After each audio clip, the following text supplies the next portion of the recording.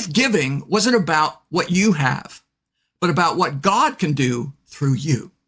Imagine unlocking heaven's resources with a single act of faith. That is the supernatural power of giving.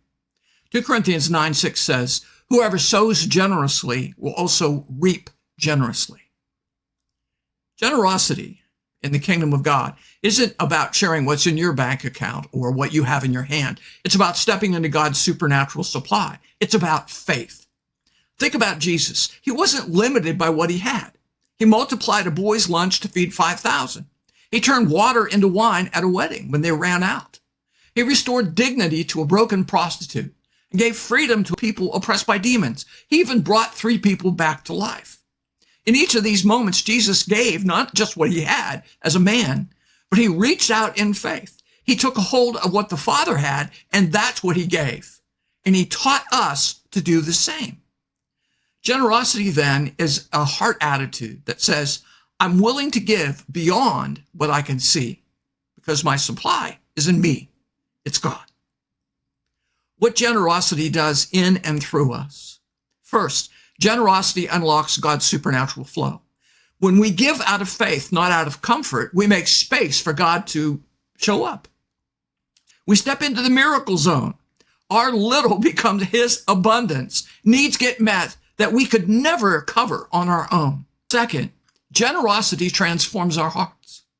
Generosity loosens our grip on possessions, time, and convenience. It empties us of self so God can fill us with himself. Each act of giving is a surrender. It's a declaration of our desire to be used by God to meet the needs of others.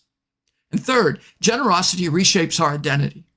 Jesus said in Matthew 25:40, whatever you did for one of the least of these brothers and sisters of mine, you did for me.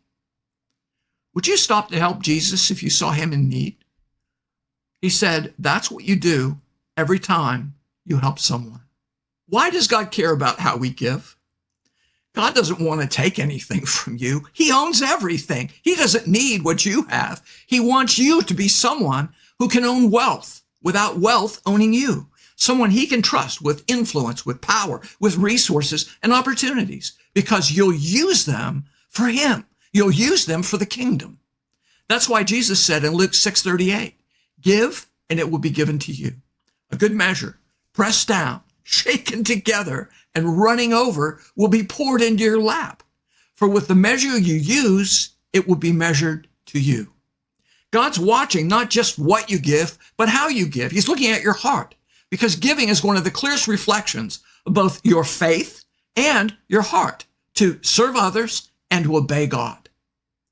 As a practical example, think about the widow Jesus noticed in the temple. She gave 2 small coins, everything she had. To the crowd, it looked insignificant, but it moved Jesus' heart. He said, she gave more than all the others. She gave beyond her ability, relying on God to sustain her. That kind of giving always catches heaven's attention. The love of God compels us to act.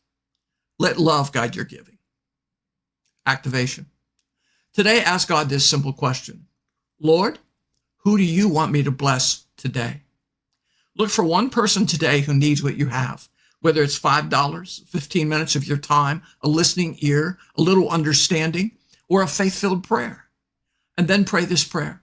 Father, take my small gift and multiply it. Do more with it than I ever could. Step out, take a risk, give in faith, and then watch what God does. I've actually done this. I've asked God to show me someone who needs something today that I can actually serve someone every day. God doesn't always answer me immediately, but as I go through the day, I see people who have needs, and I'm able to step in and help them. Declare this with me. God is strengthening me to give, not just what I have, but what he has. Remember, you're never more like Jesus than when you give. And when you give in faith, you're opening the door for God to supernaturally meet your needs in ways that changes lives, including yours. Join me tomorrow for more daily strength from God. If you found this helpful, please subscribe, like, and comment.